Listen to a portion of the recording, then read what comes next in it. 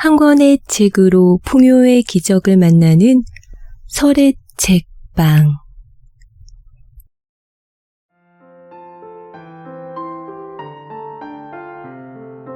인간은 경제적 자립을 위해 돈을 필요로 한다.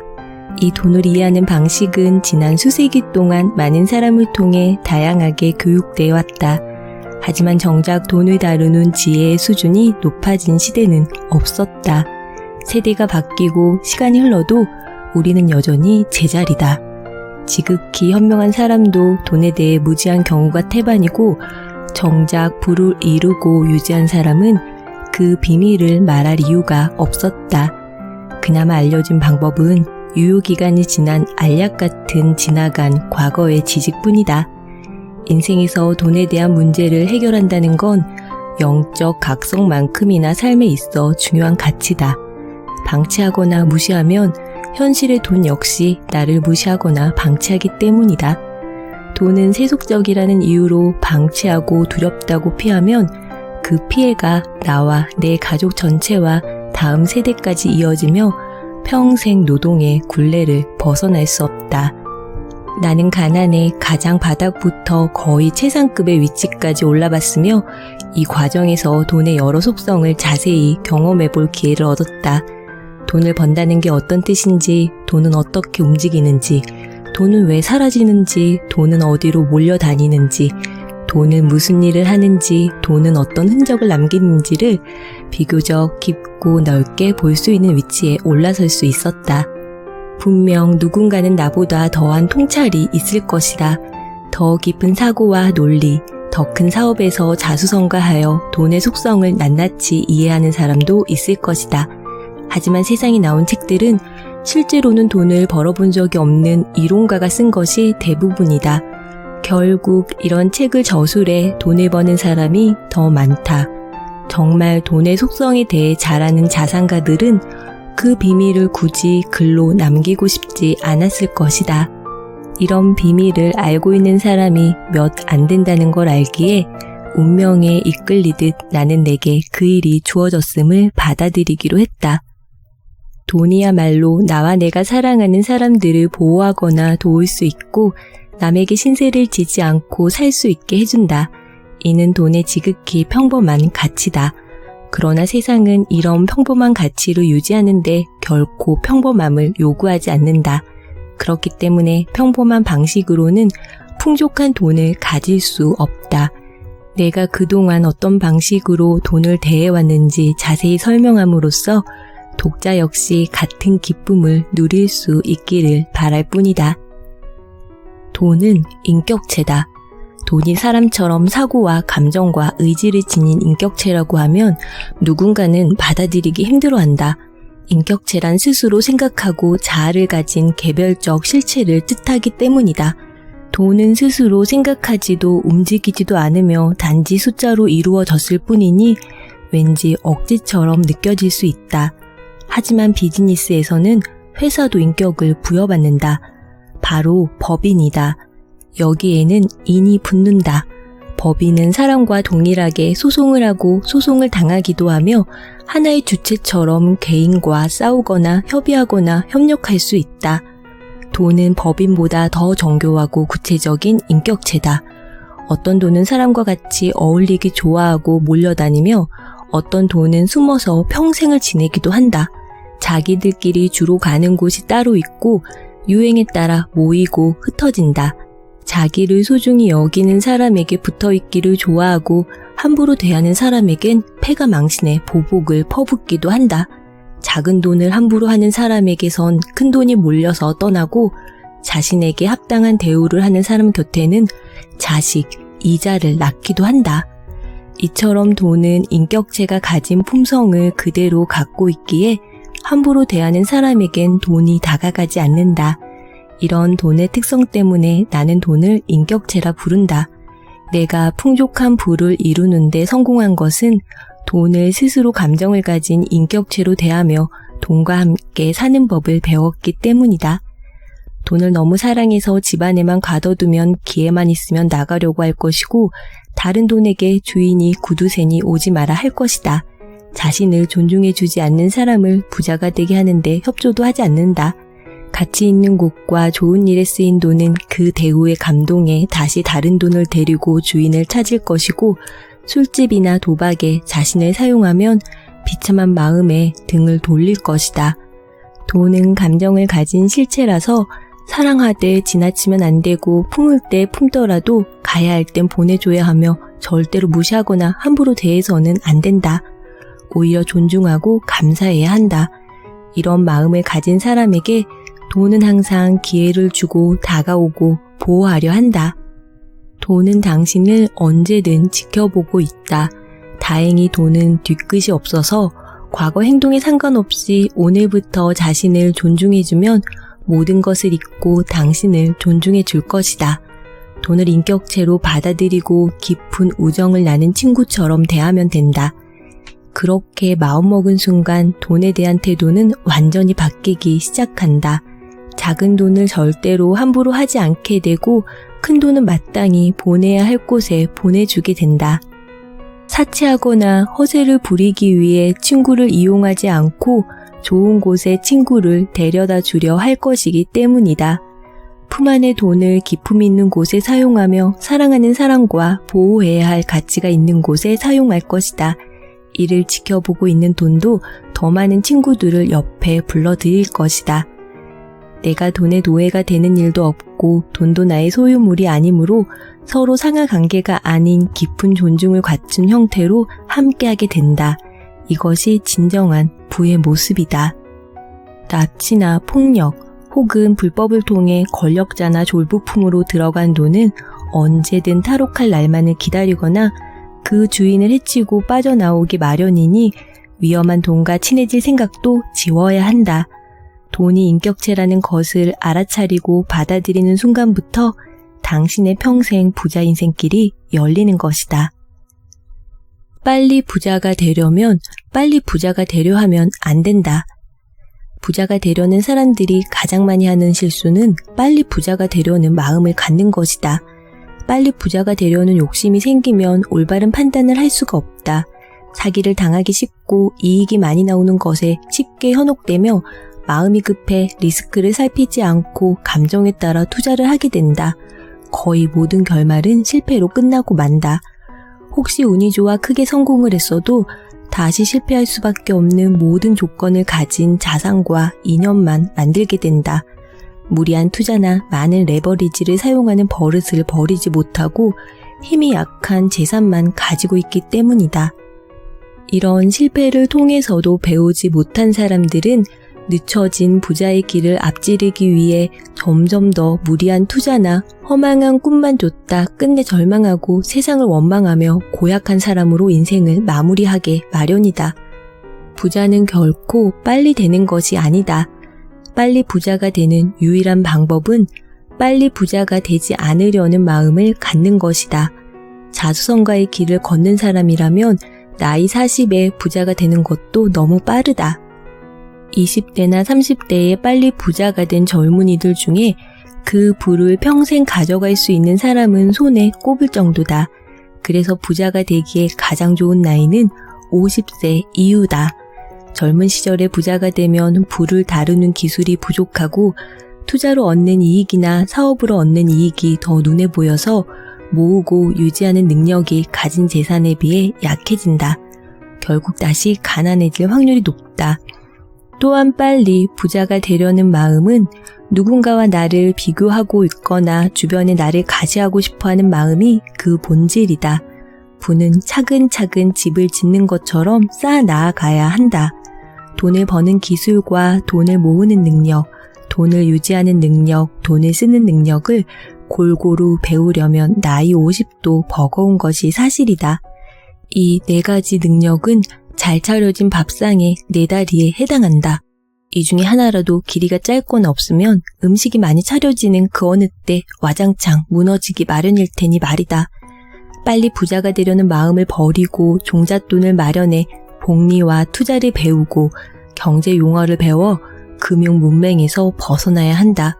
죽어라고 절약해 종잣돈 1,000만 원 혹은 1억이라도 만들어 욕심을 줄여가며 자산을 점점 키워서 그 자본이익이 노동에서 버는 돈보다 많아지는 날이 바로 당신이 부자가 된 날이고 경제적 독립 기념일이다. 이날을 길이길이 기념해 당신과 가족의 해방일로 삼으면 된다. 이렇게 부자가 되는 사람은 절대로 다시 가난해지지 않으며 부가 대를 이어 발전해 나갈 수 있다. 이것이 가장 빨리 부자가 되는 방법이다. 절대로 빨리 부자가 되려 하지 마라. 부자가 되는 가장 빠른 방법은 이 사실을 가슴에 새기는 데서부터 시작된다. 부자가 되는 3가지 방법. 부자가 되는 방법은 3가지밖에 없다. 상속을 받거나 복권에 당첨되거나 사업에 성공하는 것이다. 부모가 부자가 아니라면 이 중에 가장 쉬운 것이 사업에 성공하는 것이다. 복권 당첨 비율은 사업 성공 비율보다 훨씬 낮다. 설령 당첨돼도 돈의 성질이 너무 나빠서 오래도록 부자로 살 확률이 거의 없다. 남은 건 사업인데 사업에 성공하는 방법은 2가지다. 첫째는 내가 직접 창업을 하는 것이다. 창업은 피를 짜고 뼈를 깎아내는 고통을 참을 용기로 모든 것을 걸고 죽기 살기로 해야 겨우 성공할 수 있다. 성공 이후에도 이를 지키기 위해 한순간도 방심하면 안 된다. 아이디어를 찾아 회사를 설립하고 자본을 구하고 노동과 관리를 병행해야 한다. 소비자에게 인정받기란 결코 쉬운 일이 아니다. 물론 성공을 제대로 하면 내 인생에 나를 완벽하게 선물로 줄 수 있다. 평생 자기 결정권을 유지하며 내가 하고 싶은 것을 할 수 있는 자유와 내가 하고 싶지 않은 것을 하지 않을 자유를 갖는다. 둘째는 남의 성공에 올라타는 것이다. 이기는 편이 내 편이다. 선두에선 말을 타고 가다가 뒷말이 앞서가면 재빨리 바꿔 타고 달려도 아무도 비난하지 않는다. 이 방법은 직접 창업하는 방법보다 더 안전하다. 어려서부터 시작할 수 있고 직장에 다니면서도 충분히 할 수 있다. 이미 한 분야에서 1등 기업으로 경영을 잘하고 있는 회사들이 있다. 그들은 회사의 가치를 수백만, 수천만 조각으로 나눠 그 조각 한 개를 주식이라 부르고 그 주식을 아무나 사고 팔 수 있도록 만들어놨다. 이 조각은 한 장씩도 팔고 1년 내내 언제든 구매할 수 있다. 은행이나 증권사에 방문하면 그 자리에서 바로 살 수 있는 계좌를 만들 수 있고 인터넷이나 앱으로도 가입 가능하다. 그 회사의 주식을 사기 위해 회사를 찾아가거나 연락할 필요도 없다. 금융사들이 대부분 이 거래를 대행하고 있기 때문이다. 이런 회사의 주식을 갖고 있으면 회사가 커질수록 주식 가치가 올라가고 해마다 혹은 분기마다 이익을 분배해서 나눠주기도 한다.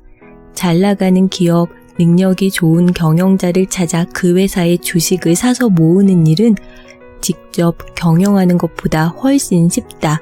하지만 여기에서 조심하고 노력해야 되는 일이 있다.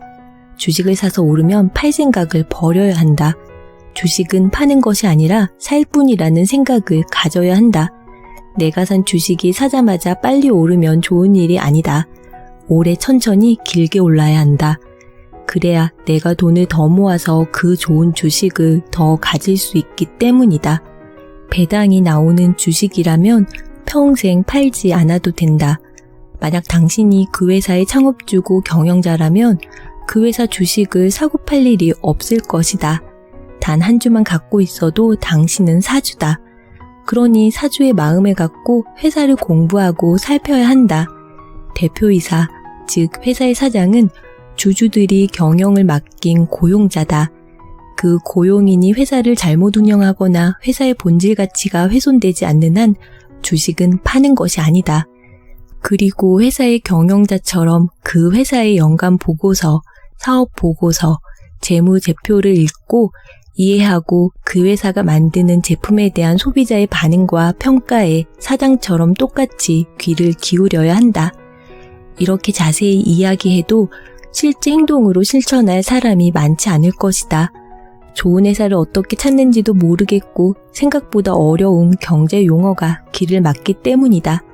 만약 독자 여러분이 중고등학생 이상이라면 지금부터 내가 제안하는 방법을 따라서 시도해 보기를 바란다. 첫째, 자신이 가장 관심 있는 분야에서 제일 잘 나가는 회사를 찾는다. 해당 업계에서 시가총액이 가장 큰 회사를 고르면 된다. 분야 1등은 아주 중요하다. 1등은 대체로 망하지 않으며 시장에 위기가 생기면 대마불사로 오히려 업계를 장악하기도 하고 가격 결정권을 갖고 있다. 업계 1등 기업을 골라 자기 형편에 따라 매달 한 장 이상씩 주식을 구매하라. 구매한다는 그 자체가 중요하다.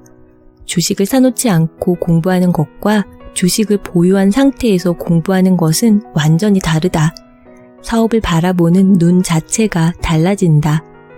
일단 한 주라도 가지면 해당 기업 관련 뉴스나 업계 정보가 눈에 들어오고 경제 용어가 저절로 이해된다. 그렇게 1년간 꾸준히 모으기 바란다. 주식이 떨어져도 상관없다. 떨어지면 싼 가격에 더 살 수 있을 것이고 올라가면 오르는 대로 좋다. 걱정할 것은 오히려 너무 빨리 오르는 것이다. 반복해서 얘기하지만 가장 빨리 부자가 되는 방법은 천천히 부자가 되는 것이다. 결과적으로 빨리 부자가 되려고 마음먹은 사람은 주변에 다른 사람만 부자가 되게 도울 뿐이다. 이렇게 5년, 10년 꾸준히 주식을 모으다 보면 이미 여러분도 사업가가 되어간다. 그 회사의 주주총회도 가서 대표 직원의 사업 보고도 받고 그 회사의 로고가 박힌 수건도 하나 얻어온다. 내 회사이니 그 회사에서 만드는 제품도 사용하고 주변에 소개도 한다. 제품 하나하나 팔릴 때마다 그중 몇백만 분의 1은 내 것이라는 마음으로 회사를 살펴라. 당신이 사주이기 때문이다. 주주는 사주다. 그렇게 기업가 마음을 가지면 업계 전체를 바라보는 눈이 생기고 산업을 이해하게 되고 국가 경제 및 국가 간의 이해 충돌 및 금융시장 전체에도 관심을 갖게 된다. 또한 이는 정치와도 연결되어 있으니 당신의 철학과 사업의 이해관계를 대변하는 정당을 골라 투표를 함으로써 사회 참여가 가능해진다. 일찍 시작할수록 더 좋다. 만약 10대나 20대부터 이렇게 산업을 보는 눈을 키워가면서 직장생활 중에도 끊임없이 투자를 이어간다면 40세 정도면 자본이 근로소득을 앞서는 날이 올 것이다. 동료들은 그때부터 꺾이겠지만 당신은 자유를 얻는 부자가 되어 있을 것이다. 젊은 시절의 나에게 이렇게 이야기해주는 사람이 얼마나 필요했는가를 되돌아보면 아찔하다. 그러니 당신은 오늘부터 당장 좋은 회사의 주식을 하나 사서 시작하기 바란다. 부자가 되기 위해 우선 당장 할 수 있는 일 한 가지. 브라질에 있는 나비의 날개짓이 대기에 영향을 주고 시간이 지나 증폭되어 미국 텍사스에 토네이도를 발생시킬 수도 있는가?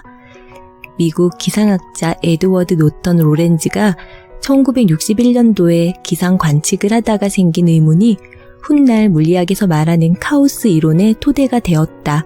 지구상의 어디에서 발생한 작은 움직임이 토네이도의 시발점이 될 수도 있다는 뜻이다. 이를 나비 효과라고 말한다. 지금부터 내가 말하는 것이 독자 여러분의 인생에 나비 효과가 될 수 있기를 바란다. 이 글을 읽는 것을 마치면 자리에서 일어나 포스트잇과 필기구를 챙기고 장갑을 낀 후 집안에서 가장 큰 이불을 가져다가 거실 바닥에 펼쳐놓자. 먼지가 날 수도 있으니 창문은 열어놓는다. 그리고 이불의 정중앙에 서서 집안의 사방을 향해 인사를 한 번씩 한다. 입으로 조용히 소리내어 집안에 있는 물건 여러분 안녕하십니까? 오늘 여러분들을 모시고 정리정돈하는 시간을 갖겠습니다. 라고 말한다. 인사를 마치면 모든 집안의 서랍에 있는 모든 물건을 이불 위에 꺼내놓는다. 단 쏟아부으면 안 된다. 하나씩 달걀 다루듯 이불 위에 차근차근 올려놓는다. 이렇게 꺼내놓고 보면 알게 된다. 얼마나 쓸데없이 많은 물건을 모아왔는지, 한 번도 쓰지 않은 물건이 이렇게나 많은지, 그리고 얼마나 이유 없이 서로 섞여 있었는지 알게 된다. 부끄러울 것이다. 그리고 부끄러워야 한다. 이제 무릎을 꿇고 앉아 물건 하나를 집어들고 이 물건이 나를 설레게 하는지 느껴본다. 설렘을 무엇으로 표현해야 정확할지는 모르지만 애정이 느껴지고 여전히 간직하고 싶은지 마음에 묻는 거다. 일본의 정리정돈의 여왕 곤도 마리에가 반드시 권하는 방법이다. 여전히 설레는 물건은 오른쪽에 둔다. 그러나 설레지 않는 물건들은 그동안 고마웠어.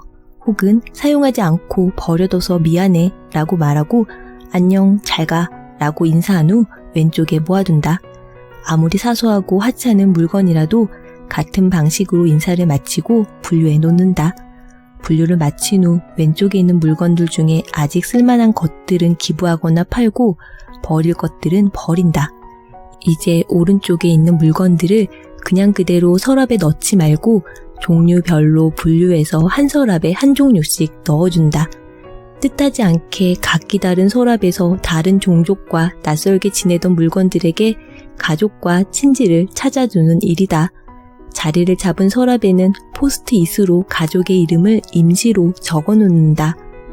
마사지 및 운동용품, 슬리퍼, 문구류, 리모콘, 소형 전자제품 같은 가족의 이름을 만들어 붙여준다.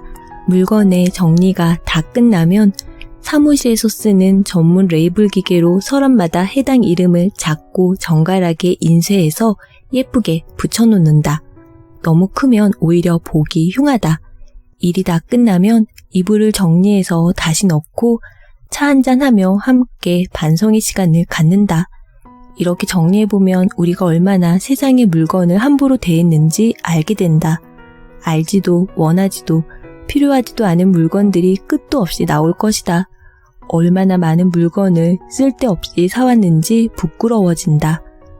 또 어차피 쓰지도 않을 물건들을 얼마나 많이 가지고 있었는지도 알게 된다. 몸에만 때가 있는 것이 아니다. 이것은 삶의 때다. 이 때를 벗겨내지 않으면 올바른 분은 나를 찾아왔다가도 다시 돌아가 버린다. 팔꿈치와 목 뒤에 때가 낀 남자와 연애하고 싶은 여자는 없다. 이 작은 행동이 나비 효과처럼 물건을 대하는 태도를 바꾸고 세상을 보는 눈을 바꾸며 돈을 제대로 사용할 줄 아는 사람으로 변하게 할 수 있다. 함부로 물건을 사는 일이 줄어들 것이고 사온 물건들은 제자리에 제대로 자리 잡게 되며 어떤 물건을 찾느라고 이리저리 시간을 쓰거나 못 찾아서 다시 사는 일도 없어진다. 씀씀이가 올발라지고 사람이 달라지며 가족 간에 다투고 싸우는 일도 줄어든다. 이렇게 정리를 하고 나면 부엌이나 옷장이나 차고나 화장실도 치우고 싶어질 것이다. 지갑이나 차 트렁크, 컴퓨터 파일도 동일한 방법으로 정리하길 바란다.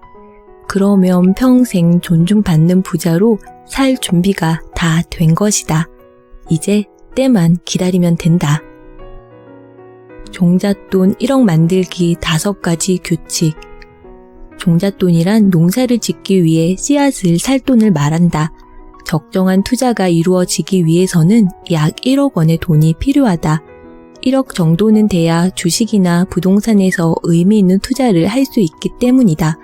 작은 돈으로는 투자에서 이익이 발생하거나 손해가 발생해도 별 보람이나 충격이 없어 관심을 가질 수 없기 때문이다. 이 돈은 10억, 100억, 1000억 원도 만들어내야 하는 씨돈이다. 이제 청년들이 1억 원을 만들기 위한 현실적인 방법 5가지를 제시하고자 한다. 첫째, 1억 원을 모으겠다고 마음먹는다. 둘째, 1억 원을 모으겠다고 책상 앞에 써붙인다. 셋째, 신용카드를 잘라버린다. 넷째, 통장을 용도에 따라 몇 개로 나누어 만든다.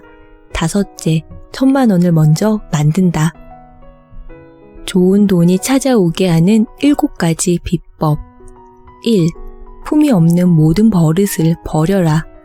욕을 하고 투덜거리는 것, 경박한 자세로 앉아있는 것, 남을 비웃는 것, 지저분한 차림, 약속에 늦거나 변경하는 일 등의 이런 모든 행동은 품이 없는 짓이다. 2. 도움을 구하는데 망설이지 마라. 묻고 요청하고 찾아가고 부탁하라. 반드시 물음에 답을 주고 도움을 주고 반기는 사람이 있다. 3. 희생을 할 각오를 해라. 작은 목표에는 작은 희생이 따르고 큰 목표에는 큰 희생이 따른다. 공부를 위해서는 잠을 포기해야 하고 돈을 모으기 위해선 더 많은 시간을 일해야 한다. 4. 기록하고 정리하라. 투자 내역, 정보, 갑자기 생각난 아이디어, 명함, 사이트 암호들, 구매 기록 등을 모두 정리하거나 기억하라. 이것은 재산이며 동시에 당신을 보호한다. 5. 장기 목표를 가져라. 산을 오르려면 봉우리가 보여야 한다. 즉각적인 자극에 유혹당하지 말고 평생 지킬 만한 가치를 찾아라. 6. 제발 모두에게 사랑받을 생각을 버려라. 눈치 보지 말고 비난에 의연하고 무리와 어울리는 것에 목숨을 걸지 마라. 진정한 친구는 2명도 많고 가족의 지지가 모든 것의 기초다. 부정적인 사랑과 결별하고 당신보다 나은 사람들과 어울려라. 7. 시간이 많다고 생각하지 마라. 투자는 지금도 늦었고 저절로 수고 없이 느는 것은 나이밖에 없다. 1살이라도 젊어서 투자하면 1살이라도 어릴 때 부자가 된다. 책이 부자로 만들어줄까? 나는 책이야말로 여전히 삶의 가장 좋은 도구라고 믿는다. 인터넷이나 방송을 통해 더 빠르고 정확한 자료를 찾아낼 수도 있지만 책이 주는 내밀한 정보를 따라갈 수는 없다. 나는 지금도 여전히 한 달에 20여 권의 책을 산다. 관심사가 다양해서 독서량이 많은 편이다. 물리학 이론에 빠지면 관련된 책을 한꺼번에 주문하고 채권이 궁금하면 채권책을 모조리 산다. 특정 작가에게 빠지면 절판된 책까지 중고를 찾아서라도 구해놓는다. 다행히 나는 책을 상당히 빨리 읽는 편이다. 300페이지 내외의 책은 2-3시간이면 읽는다. 필요하면 밑줄도 긋고 어떤 문장이나 단어를 읽고 나의 의견이 떠오르면 여백에 적어 놓는다. 책의 내용과 다른 생각이 떠올라도 그냥 적어 놓는다. 제목과 달리 내용이 부실하거나 마음에 들지 않는 책은 굳이 끝까지 읽지 않는다. 나는 작가와 책 제목을 잘 외우지 못해서 읽은 책을 또 사는 경우도 많다. 다행히 요즘은 인터넷 사이트에서 주문을 하면 결제하기 전에 구매한 기록이 있다고 친절하게 알려준다. 나의 서재에는 수천 권의 책이 있다. 그런데 이 책이 나를 부자로 만들어 주었을까? 아니다. 책은 당신을 부자로 만들지 못한다. 책을 해석하는 능력이 생기면서 스스로 질문을 가지게 될 때 비로소 당신은 부자의 길을 만난다. 흔히 책을 읽으면 저자에게 몰입되어 어디서 이런 대단한 생각이나 판단을 했을까 궁금해하며 지적 포로가 된다. 책에 나오는 모든 글을 사실을 넘어 진리로 받아들이고 자기의 생각을 버린다. 그러나 아무리 유명한 저자의 글이나 위대한 학자의 이론이라도 모두 옳을 수만은 없다. 성경도 오역과 빠진 부분이 있는데 저자에게 빠져 필사를 하고 저자보다 내용을 더 잘 기억하는 사람도 있다. 어느 부분이 옳다는 것만 보고 그 밖의 모든 부분이 옳지 않을 수 있다는 생각을 전혀 하지 않기에 생기는 일이다. 그러면 어느 부분이 옳고 어느 부분이 틀린 것일까? 그것을 알려주는 책이 따로 있다. 책을 읽고 감화를 받은 뒤 정신에 지적 무게가 얹어지면서 오히려 자신을 초라하게 느끼는 사람이 있다. 이런 경우라면 독서량이 많아질수록 어깨가 내려가고 무릎이 바닥에 닿는다. 거인들의 등을 타고 가는 것이 아니라 거인들의 엉덩이에 깔린 것이다. 이럴 때 어깨를 펴고 무릎을 세우면서 거인과 함께 걷는 방법을 알려주는 책. 그 책은 바로 산책이다. 산책을 통해 살아있는 책을 접하는 것이다. 의심하지 않고 질문하지 않는 책은 아무리 읽어도 죽은 책이다. 산책을 통해 책으로 얻은 주제와 관점을 생각하며 자기 스스로의 기준으로 작가의 권위에 무조건 굴복하지 않고 옳고 그름을 스스로 판단하는 시간을 가져야 한다. 이를 통해 내려간 어깨와 굽어진 무릎을 펴고 스스로 홀로 서는 연습을 해야 한다.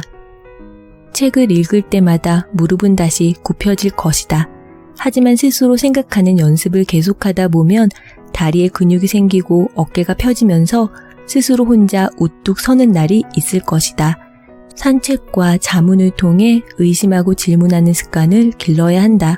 길을 걷거나 조용히 앉아 오늘 읽은 책의 내용을 숙고하는 시간을 가져보기 바란다. 그러면 아무리 위대한 스승이 쓴 책이라도 페이지를 늘리기 위해서 쓴 헛소리도 보이고 단순히 팔기 위한 목적에 따라 이론을 만들어낸 자기 개발서도 보인다. 당신 마음의 무릎이 건강해졌기 때문이다. 산책은 몸도 마음도 건강하게 하니 하루에 10,000보 이상 걷기 바란다. 돈을 모으는 4가지 습관. 1. 일어나자마자 기지개를 켜라. 2. 자고 일어난 이부자리를 잘 정리한다. 3. 아침 공복에 물 한 잔을 마셔라. 4. 일정한 시간에 자고 일정한 시간에 일어나라. 이렇게 아침에 4가지만 꾸준히 잘하면 저절로 어깨와 허리가 펴지면서 사람이 커 보인다. 말과 행동이 일정해지고 식생활이 번잡해지지 않는다. 이 사소한 습관이 돈을 부르지는 않는다. 그러나 이 습관을 가진 사람에겐 한번 돈이 들어오면 절대 줄지 않는다. 돈은 새신랑을 찾는 여자와 같다. 아침에 일어나 기지개를 켜고 이불을 정리하고 물 한 잔 마시는 일을 매일 아침마다 하는 남자를 보면 좋은 신랑감이라는 것을 안다. 사소한 행동 안에 그 사람의 인생 전체가 그대로 들어있기 때문이다. 당연히 그런 남자와 평생 인연을 맺으려 할 것이다.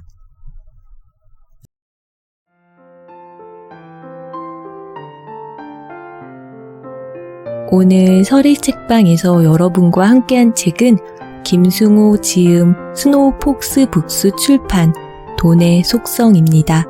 한인기업 최초 글로벌 외식 그룹인 스노우폭스 그룹의 회장이자 한국과 전 세계를 오가며 각종 강연과 수업을 통해 사장을 가르치는 사장으로 알려진 저자는 돈을 벌고 또 돈이 머물게 하는 일을 그 누구보다 잘할 수 있다고 감히 생각하기에 그 경험과 지식을 나누고자 했지만 책을 쓰기까지 몇 년을 고민했다고 합니다. 이미 여러 권을 출간하긴 했지만 여전히 글쓰기는 어려운 일이기 때문이죠. 돈의 속성이라는 주제의 강연이 방송으로 촬영돼 편집본으로 소개되고 이 일을 계기로 여러 유튜버를 통해 생산, 재생산되는 과정에서 본인의 의도와 목적에서 조금씩 변형되는 일이 생겨 더 늦기 전에 전달하려던 내용을 명확하게 정리해야겠다는 생각으로 출간된 책이 바로 돈의 속성입니다. 1987년 대학 중퇴 후 미국으로 건너간 뒤 흑인 동네 식품점을 시작으로 이불가게, 한국식품점, 지역신문사, 컴퓨터 조립회사, 주식선물거래소, 유기농 식품점 등을 운영하며 실패를 거듭하다 2005년 식당 체인을 6억 원의 분납 조건으로 인수한 후 2008년 100개 매장 돌파, 미 전역에 1000여 개의 매장으로 확장하며 오늘날 연매출 1조 원의 목표를 이루고 글로벌 리치 반열에 오른 저자의 경험과 통찰을 통해 부의 비밀을 깨닫게 된 이 시간, 여러분의 인생에 무한한 가능성과 풍요로운 축복이 가득하시길 바랍니다.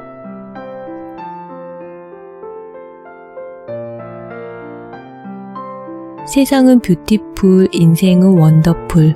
당신이 최고입니다.